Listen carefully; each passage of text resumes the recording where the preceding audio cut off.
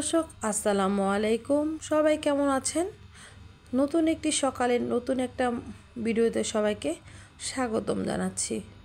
আজকে মনটা যেমনই খারাপ আবার মোটামুটিও ভালো। আলহামদুলিল্লাহ, আল্লাহর দরবারে লাখ লাখ কোটি কোটি শুকরিয়া।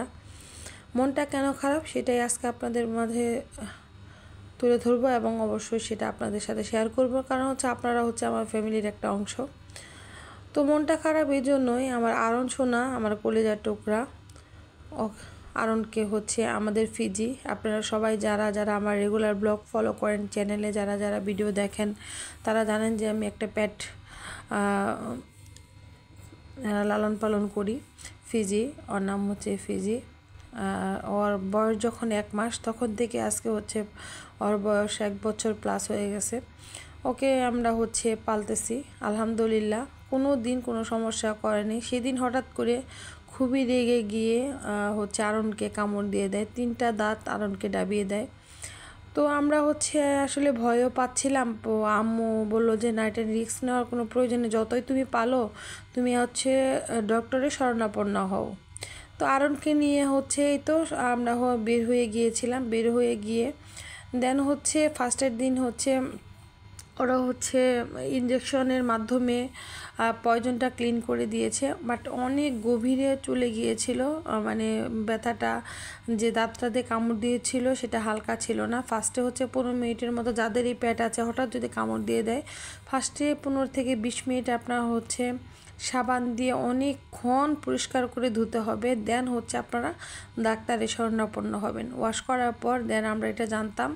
এরপরে যেহেতু আরন আমাদের ছোট, 6 বছর প্লাস, আরনের 7 বছর হয়েছে রিসেন্টলি। 7 বছর এখনও পা দেয়নি, পা দিবে।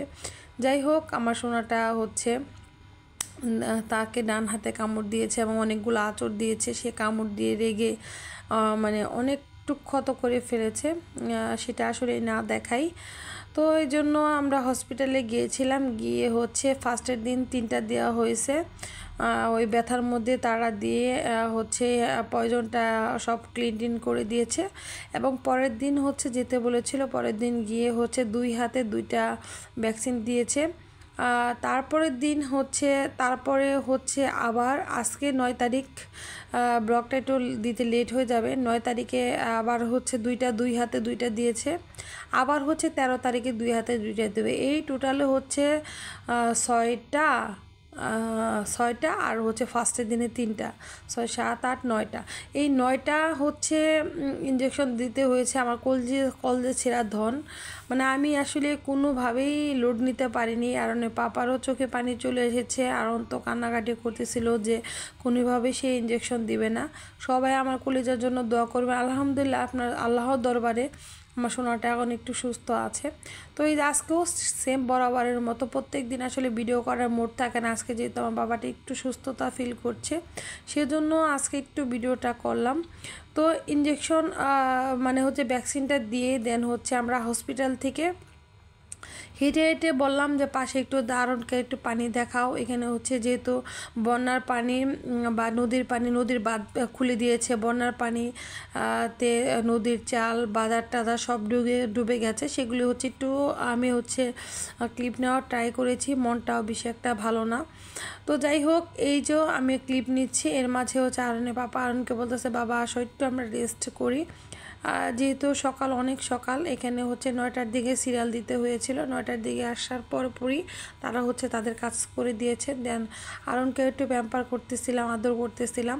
এটা একটা বাজার। এই বাজারটাতে আমরা দেখেছেন আমার ফৌজদারি বাজারের ব্লকটাতে, যে এই বাজারটা দেখেন একদম মানে চাল পর্যন্ত পানি চলে আসছে, দেখতে পাচ্ছেন। মাছ এই সামনের এই সাইডে ছিল সবজির বাজার, ওই ব্রিজের ওই পাশে ছিল মাছের বাজার। সম্পূর্ণটা একদম ডুবে টইটুম্বুর হয়ে গেছে। তো এইখান থেকে বাজারটা আপাতত উঠিয়ে দেন এই যে এইখানে যে গাছগুলো দেখতে পাচ্ছেন, এটা টেম্পোরারি তারা করা হয়েছে। যখন পানি নেমে যাবে দেখেন ওইখানে আবার বাজারটা নিবে। তো আসলে অনেক অনেক ভোগান্তি, অনেক কিছুই দেখে খুবই খুবই খারাপ লাগলো। অনেক মা বোনদের ঘর, ভাই বোনদের ঘর হচ্ছে ডুবে গেছে। তো খুবই খারাপ লাগতেছিল। আরনকে দেখাচ্ছিলাম, দেখো বাবা, মানুষের মনে মানুষের কত কষ্ট, কিভাবে কি হয়। তো সবার কাছে অনুরোধ থাকবে, প্লিজ আমার আরন শোনার জন্য দোয়া করবেন। তাকে একটু হাঁটাহাঁটি করাইলাম, তাকে একটু রিল্যাক্স করার জন্য। তো আমার কলিজার জন্য দোয়া করবেন। এবং হচ্ছে আমরা সবাই খুবই ভয় পেয়ে গিয়েছিলাম। যাই হোক, সবার কাছে একটাই চাওয়া, আবারও বলছি, আমার কলিজার জন্য দোয়া করবেন, যাতে আমার কলিজাটা দ্রুত সুস্থ হয়ে যায়। সে শুকিয়ে গেছে, দ্রুত সুস্থ হয়ে যায় এবং সে অনেক ভয় পেয়েছিল। তো যাদের পেট আছে তারা অবশ্যই একটু সতর্কতার সহিত থাকবেন, এবং যদি কখনো এরকম হয় প্লিজ ডক্টরের শরণাপন্ন হবেন। সবাই আমার জন্য দোয়া করবেন। আসসালামু আলাইকুম।